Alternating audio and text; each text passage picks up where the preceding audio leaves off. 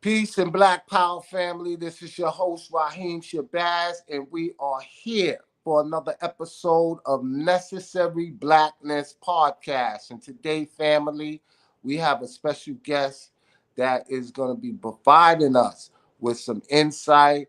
Many of y'all are here because you've seen the flyer that we put out. It's definitely an urgent message that we want to get out in regards to our brother, Otha Wallace. And today we have an individual that is the chairman of the People's Legal Aid in regards to helping our brother. And he's also an attorney. So, ladies and gentlemen, let's welcome Brother Ken to the Necessary Blackness podcast. Brother Ken, how are you, my brother? Peace and blessings, brother. I'm doing fine. Thank you so much for asking. For those that don't know, can you explain your position, who you are, and some of the things that you do? Yes, sir. Sure. I am the chairperson, the current chairperson for People's Legal Aid Project. We call it PLAP for short. Mm-hmm. This is a bona fide nonprofit corporation organized for the people and by the people, Mm-hmm. so that if anyone is wrongfully accused, for example, for defending themselves against police brutality, we, the people, are able to have a defense fund to help them pay that bill. All right. Today, ladies and gentlemen, we're going to talk about Otha Wallace, who is also known as Ozone. He's being accused of murder in Dayton Beach, Florida. It's a capital murder case involving law enforcement. We do believe that everybody is innocent until proven guilty. That's right. So we have our brother that works closely with him, right? And many of y'all are familiar with this case, and for those that are not, there is a video of the encounter that happened, and many people are saying that this brother should not be charged with murder. And Brother Ken, I'm sure that's the sentiment of you and many other folks. Can you Right. tell us a little more about that situation? Absolutely. So, first of all, everything is alleged, right? As the good brother Raheem expressed earlier, Mm-hmm. one of the tenets of law in this country is that everyone shall enjoy a presumption of innocence, right? Absolutely. And so we are organized because we want to make sure that our brother gets a fair trial. And that's why we are bringing awareness about his case and our efforts to pay his attorney's fees in this particular case, right? So the focus for us is more on the issue of whenever a police officer kills an innocent person in the street, Mm-hmm. they have a legal defense fund to pay their Absolutely. attorney's bills. So that's why sometimes we wonder, how did they get off on this, or why was their sentence so low? They had top-notch representation, and they have a legal defense fund to do so. Even George Zimmerman. Now, we know he was wrong for what he did to Trayvon Martin, but yet people came together to make sure that he had a defense fund. So what we did as a people is decided that it is about time that we, the people, have a legal defense fund in case we are wrongfully accused of doing something against the police or defending ourselves against police brutality. Because in a case like that, like the brother said, allegedly involving law enforcement, that the state is going to try to bring everything they can against you Mm-hmm. in that particular situation. So we don't want our brothers and sisters to have to go through that alone anymore. We couldn't be there to save, for example, people who did not survive these encounters with bad police officers. We couldn't save Sandy Bland. We weren't there. Corinne Gaines, George Floyd, but at least we can do something and save Ozone. That's why we are asking if everyone could please heed the call at othal.org, othal.org. That is where we're gathering to pay the attorney's fees for this case and hopefully many, many more. Speaking of Otha Wallace, I know you have a personal relationship with him. We know him to be a family man. Can Yes. you give us a little bit of insight and tell those that are listening more about Otha that people don't know or that the media when I say media, Yeah, right, I'm talking about exactly. dominant society's media, Yeah. because the new black media, we're gonna tell the truth, and we're gonna definitely let everybody know who the brother is. Well, we certainly appreciate that. Listen, brother O, that's my brother. You know, he's our brother. Absolutely. He's a community advocate, a loving father, Hmm. and a child of the King. We are children of the King. We are the children of the Most High. So, what it means to be a child of the King, it means that when your brother is in need, you help him. And so, right now, our brother is facing the death penalty. You know, as far as it goes with laws and trials in this country, it gets no higher than that when you talk about what's at stake. So that's why it is important for everyone to pay attention, because, like Brother Raheem said, the media, the mainstream media, they may try to paint an image that's just not true. But the truth of the matter is, our brother is a good man. He's one of the good guys.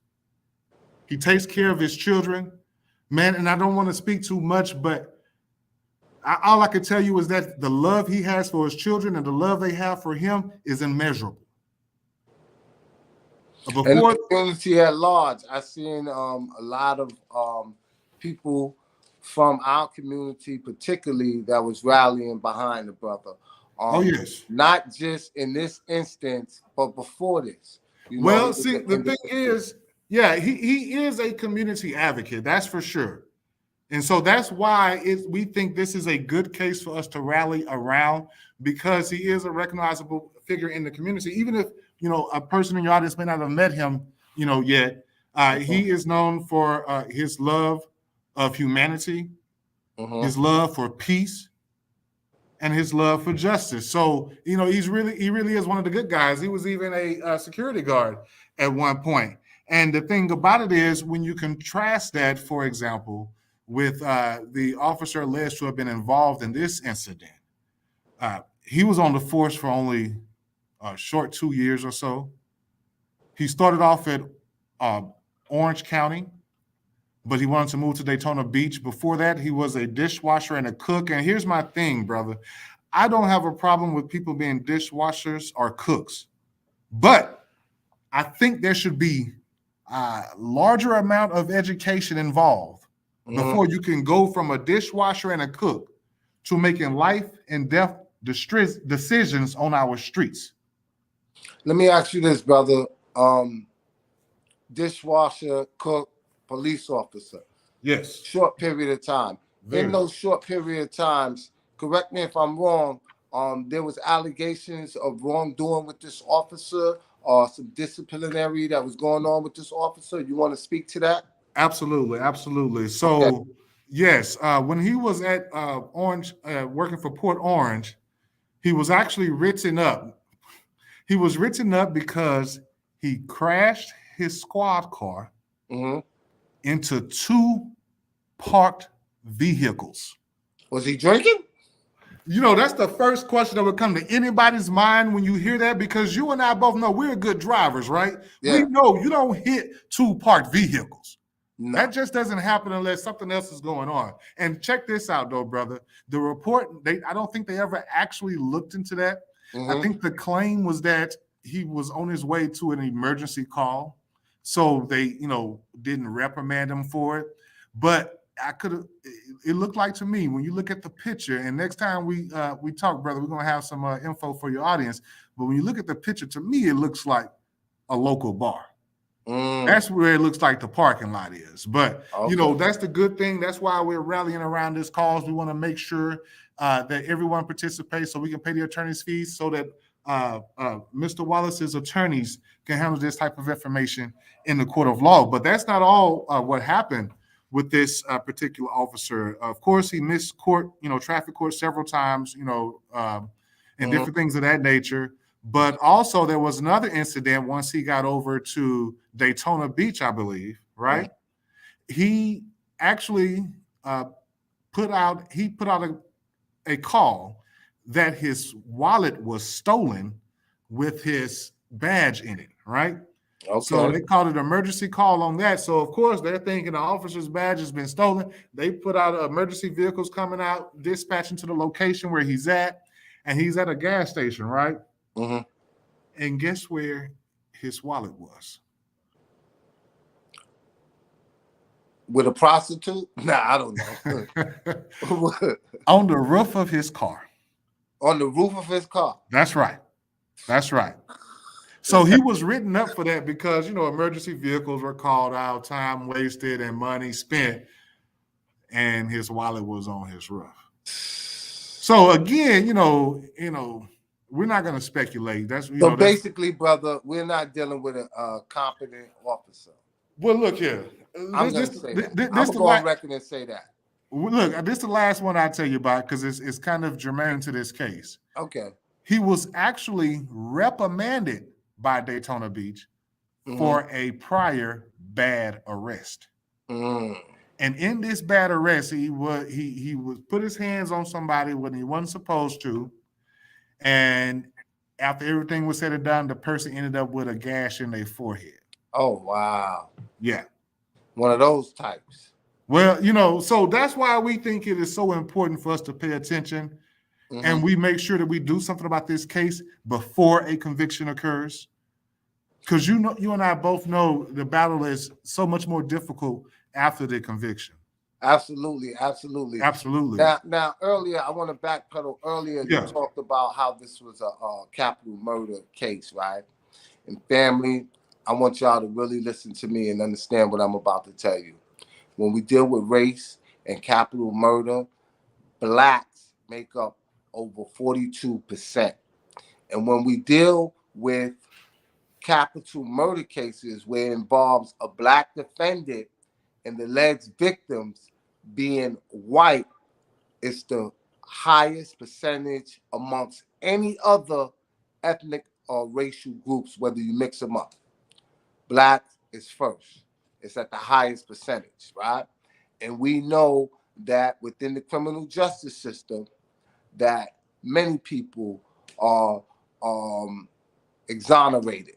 Many people are found not guilty due to technology advancements within DNA. We see a lot of people coming home after 20, 30, all the way up to 40 years of being in prison, right, falsely in prison. So once you have a case such as the death penalty, right, and the verdict is rendered and you're sitting on death row, there's no coming back from that unless you get a stay-up execution. And I can promise and I can tell you, when law enforcement is involved, there's really no stay-up execution. We've seen that several years ago right here in the state of Georgia when we had Troy Davis. So, brother, I want you to continue. You was about to say something, brother? Yeah, no, I mean, just everything you're saying is just right on point, man. It's like, we cannot allow them to just simply lynch our brother in a courtroom. Absolutely not. We have to understand that through the history of racism and discrimination in this country, every time we try to say that they're doing something unjustly, some small group of people try to find another way, a slicker way of doing it. For example, we told them slavery was illegal. They said, okay, no more slavery, except in prison as punishment for crime. We said we have a right to vote. They said, okay, you're absolutely right, unless you're a felon. And then we said there is no more lynching of our people in the streets. They said, fine, no problem. We'll do it in a courtroom. But we have to be watchmen about these situations. That's why we, the people, have come together to create People's Legal Aid Project so that we can defend the people when they are facing accusations from the state. And we know that the state is not always right. Absolutely. Now, brother, once again, for everybody that's just joining us, we are speaking to Brother Ken, who is a part of the People's Legal Aid Project. I want you to tell everybody once again how they can support our brother Otha, and give them the website where they can make donations so that he has the competent and right legal representation to go up against the system. That's right. That's right. I appreciate that. Yes, you guys, if you want to support this cause, please go to othal.org. That's OTHAL.org. That is the website that we are using to collect the donations towards his legal fees. And the website is completely transparent, brother. It shows every donation. If you click donor, when you go on there, it'll show you every donation and every dollar. And if you scroll down some more to the scoreboard and click raise, it shows you the amounts that have been paid to the attorneys. You just click paid and it pops up. So we're more transparent than GoFundMe even. That was very important for us when we set this up because we said it's for the people, by the people. And since we are the people too, we know if we donate our money, we want to know where our money is going. And so we made sure, right, that the website shows you it's like your personal bank statement in this movement. And of course, he has his attorney team working for him. His next court date is actually December 28th. So the proof is in the pudding. Right. And we're gonna get into the next court date and everything. I want to ask you something, and I want to be clear, family, because I want to show you the very importance of this. Right now, I know dealing with a regular murder trial, right? Just to have a lawyer represent you and to pay a retainer, right, can be upward of $25,000, right? And that's not even the amount that's needed to go to trial. Now, I'm not a criminal defense lawyer, brother. You are an attorney, right? Yes. But we dealing with a death penalty case, right? What is the amount of money that's needed to defend someone properly from this? Okay, good question. So what we're talking about here, there are some interesting dynamics that are actually going on in Florida. And for those of you who don't know, these incidents are alleged to have occurred in the state of Florida, in Volusia County, Daytona Beach, Florida, to be exact. And in Florida, a few years back, the United States Supreme Court struck down their death penalty scheme, saying that it was unconstitutional.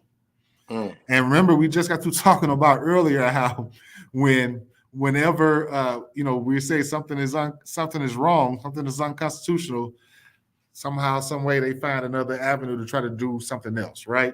Yeah. And so in this particular instance, as it was explained to me from someone in Florida, once they were deemed unconstitutional and had to restructure it, they also put in a clause saying that you have to have a death penalty certified attorney. Right. So, everyone is not death penalty certified, quote unquote. So, when supply is low and demand is high, that's going to make the price go up. Yeah, absolutely. Absolutely. Absolutely. So in general, the average amount just to get started on a case like this is between 150 to 250 in the state of Florida. You said that's the starting amount? That's the starting amount. That's the retainer. That's a retainer fee. In most cases, a retainer fee and any trial fee if necessary. Okay. Right. But we also know that if you really want to put forth your best case, sometimes you're going to have other amounts that are spent beyond that. Yeah. And, history has shown us that in a first degree charge case, costs can be anywhere between $200,000 to $500,000. Oh, wow. Right. Wow. And the thing about that is none of us, not many of us have that just lying around that we can, throw at a case. But together we can. Together, that's right. Together, it's small potatoes, man. Yeah, absolutely. Yeah. Now, brother, I want to. We got a lot of people in the chat. Yeah. I don't have my glasses on, and this is very. I'm gonna read it though. We got brother JoJo. He said, "Shout out Raheem and Ken. Free Ozone." Yeah. We got Miss Phoenix 99. She said, "B1, thanks for the Twitter invite." JoJo. Yeah. We got Ann P. Othu deserves a fair trial. He was minding his own business outside his residence. We got Tweety Montgomery. Salute to you, Raheem and Ken. And she says, "Hello, JoJo." and that's Hello, just right Jojo. here on YouTube. We have some people on Facebook. I'm not able to see their Comments. comments right Yeah. now. And we have some more comments. I'm not going to be able to read each and every one of them. I just wanted to acknowledge those who have been in the room from the start of this project. So, Yeah. brother, this case here, I noticed something, right? That when you go online and you look, it's the community, the outrage from the community for the injustice that is being done to our brother Ozone, right? This Mm-hmm. is, you see this more than anything, right? This is a capital murder case. Dominant society is not putting a lot of news coverage on this case. Um, in the beginning, it was, but with his court case this month, I'm surprised there's not a lot of news coverage. Is there a reason for that? Oh yeah. Oh yeah. They Let me don't let want me the people to know what's going on. Talk to me. well well yeah, let's do it like this. So what I have noticed is that typically they put out a broadcast, especially local media in that Mm-hmm. area, whenever he has a court date, right? Mm-hmm. And so his court dates are about every other month or so. Yeah. But what was interesting is now, typically they always try to slide in some non-story, some negative non-story. And the negative non-story that they were sliding in at first was something about the so-called death penalty certified attorney, Mm-hmm. right? Now, what happened was at his last hearing, it was noted to the court that his death penalty certified attorney should be joining the team pretty soon. And do you know we heard crickets from those people? I Wow. mean, they gave it. Look, they gave on Yahoo News. They did have an article, but there was no video this time on YouTube that you could Yeah. see. Yeah, I'm like, because if they since they had to cover something positive for our brother, it's like they didn't want to cover. Yeah. So Yeah, they're being biased. Let me ask you something, right? yeah, Let's say, for the sake of the argument, this brother didn't have the means or withal to be able to have a team such as yourself and others behind him, right? You got to have a death penalty lawyer, right? Would the state have appointed one for him? yes. Yeah, and you know how that goes. You well, already know how that goes. well, we say it like this: studies show that when a person has adequate, well compensated counsel, Mm-hmm. they are even less likely to be sentenced to death. So, just having that well compensated, adequate counsel. Look, I'll tell you like this. So, in law school, what it was explained to us is in the courtroom is supposed to be uh, fire and controversy, right? Mm-hmm. Both sides going, with as much fire as they can and proving their side, and somewhere in the middle, then we're supposed to forge out the truth. But you Absolutely. see, that process doesn't work if it's lopsided. You know, if the state is coming with all the fire and the defense is doing nothing but acquiescing to the demands of the state, then it's not going to be fair. Yeah. So, in order for us to make sure there's parity, in order for us to be able to save lives, see, because we don't just say their names. You see what I'm saying? Mm-hmm. We're trying to save lives for real. So if a person only has an opportunity when they're faced with police brutality is to die or go to jail for life, that's not going to work. Nah. So we want to save lives on both sides even. And how we're doing that is making sure that we can defend people if they have to face false charges for what may have simply been defending themselves against police brutality. All right. So the court case is December 28th, brother. Yes, sir. His next court appearance will be December 28th. So we want to make as much noise as we possibly can this month, you guys, to raise as much awareness and as much funds as possible to make sure that his attorney's team remains secure. So please, everyone, if you could go to othal.org, othal.org. You know, What about Instagram, Twitter? right. So you can follow. you can follow the family on Instagram at official legal for Wallace. That's the number 4. Mm-hmm. All right. I believe Brother JoJo has a Twitter account. You can follow him, and he puts out information pertaining to whatever we're doing as a community for the sake of Ozone. I think he's at FBA JoJo on Twitter, Yeah. JOJOE. Shout out I'm to on. that brother. Yeah, shout out to Brother JoJo. I'm on Twitter as well. Ken Cole Plap, Ken Cole ColePlap. And of course, you can the best information you can get as far as up to date news on this case from us will be at my YouTube channel right here on YouTube, and that's the YouTube channel Y2 Kenyon, letter Y, number 2, KENYON. So I encourage you guys to go over there and subscribe and ring the bell for notifications so that we can come together as a community and save lives, y'all. This is real time life saving measures we're doing. So, family, court date December 28th. Trial should be in April of Yes. 2023. Let us support this brother financially. Let's go to that site. Let's try to raise as much money as we can. I know Yes. many of us may not be in a position to contribute right now, right? That's okay. Next week, the week after that, you can contribute. Right. And if you can't do it at all, make sure that you talk about this case. Make sure that you continue to share the results of what's going on. And just your support alone means so much because the dominant society doesn't want to talk about this. A lot of things that being done is being done when they perceive no one looking. But we need to have the world looking. We're going to That's put a right. spotlight on this, and we're not going to just let this be one of those where they just sweep under the rug. Yes. And like I said, if you have it financially, contribute. You know, we take to change that jingle, but we want the money that fold. You got to start coming out like the preacher. When the preacher talk, y'all give up that money.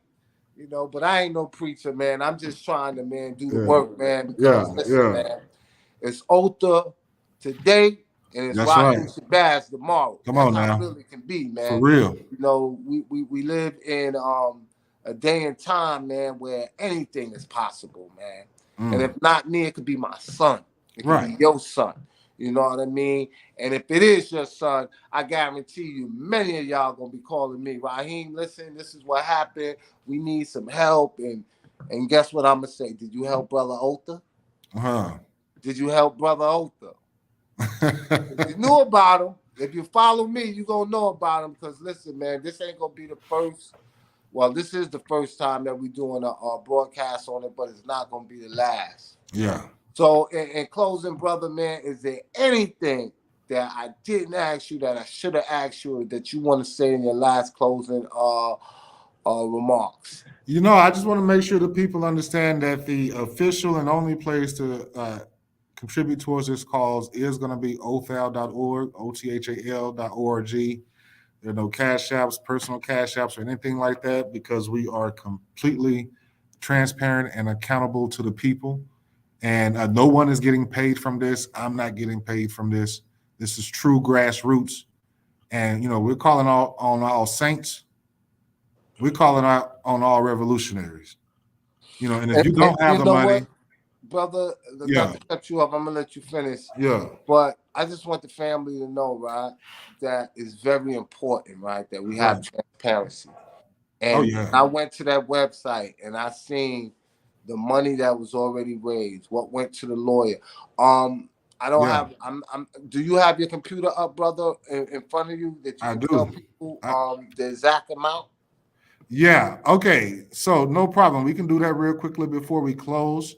So, from the website, it shows $45,231.02 have been raised so far this year through PLAP, People's Legal Aid Project. All Mm-hmm. right. Now, last year, the community was able to raise funds, and $45,000 was collected from that. Mm. We put that down on the attorneys. Okay, so about 80, 90,000 Yeah, dollars by a claim. 85,000. We would say over 85,000 have been paid to the attorneys already. Okay, and So if we so could double that, we'd yeah, be right at that mark that we was talking about, almost about 200,000, right?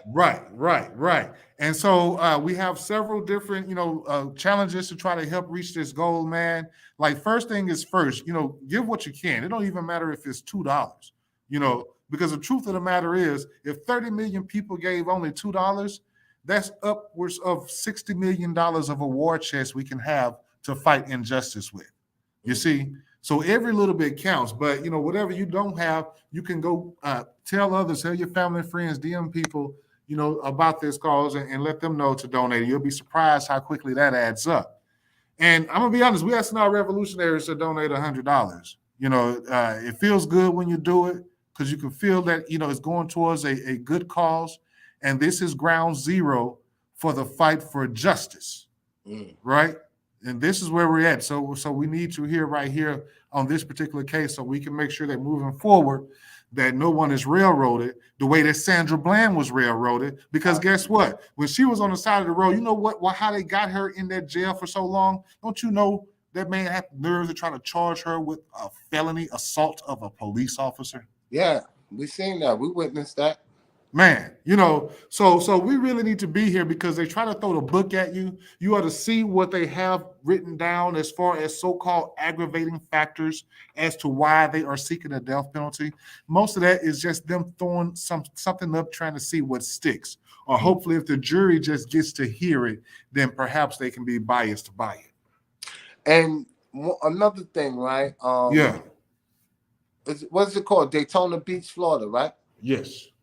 What is the racial makeup of that area? Well, the actual racial makeup for the area has changed recently. Mm-hmm.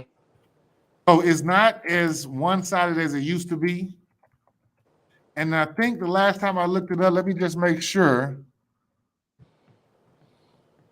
Because the last time I looked it up, yeah, I thought it was a little more closer than this, but it looks like they're still saying it's at about 55% Caucasian, 35% us. So, but it depends on what area you're actually in, though. Yeah, but even when it's predominantly us, right? Uh-huh. They have a way of making sure that they exclude us from this jury pool. So that's another thing, family. And if you in the area and you just happen to be called out for jury duty, you're not gonna know until you get down to that courtroom. But we need those of like minds on the jury. Well, we don't want to taint the jury pool, but what we can do is it is important for everyone to exercise their civic duty when Oh called yeah, for absolutely. I'm not jury. just Yeah. talking about in this case. I'm talking about Yeah. in In any general. case, yeah. We In want to be general, able we to need our exercise our people. civic duty. That's right. Yeah, That's right. absolutely. Absolutely. Because Absolutely. they said you got to be judged by a jury of your peers, and your peers is those that look like you, those that come from the same community as you, those that are like mind, just like you. So, brother, it was a pleasure speaking with you. Indeed. Once again, before we leave, I want you to drop that website again and drop those social medias for our family. Yeah. Let me see here. I can probably put in the chat some of the social medias, but it won't let me put in. It won't let me put in the website, but I can put it down here in the private chat, and you can put it in. All right, but just let brothers and sisters know Yeah. what it is. Othal.org, othal.org. Mm-hmm. Official Legal for Wallace on Instagram. That's the number 4, Official Legal for Wallace. Mm-hmm. Right here on YouTube is my channel, Y2 Kenyon, letter Y, number 2, KENYON. And our brother JoJo is great on giving updates on Twitter, even at FBA JoJo, JOJOE. Or you can come see me on Twitter at Ken Cole Plap, KENCOLE PLAP. All right, ladies and gentlemen, that's it for us. I appreciate each and every one of y'all for joining us. I appreciate the Sister Jade for facilitating this, Yes. brother FBA JoJo for making it happen. And I want each and every one of y'all to do me a favor. Please share this episode. Share it with as many people as you possibly can, and make sure y'all continue to subscribe, and make sure that you hit that notification, hit that bell, so that you know when I'm online. Revolutionary salute to each and every one of y'all. Salute. Peace. Peace.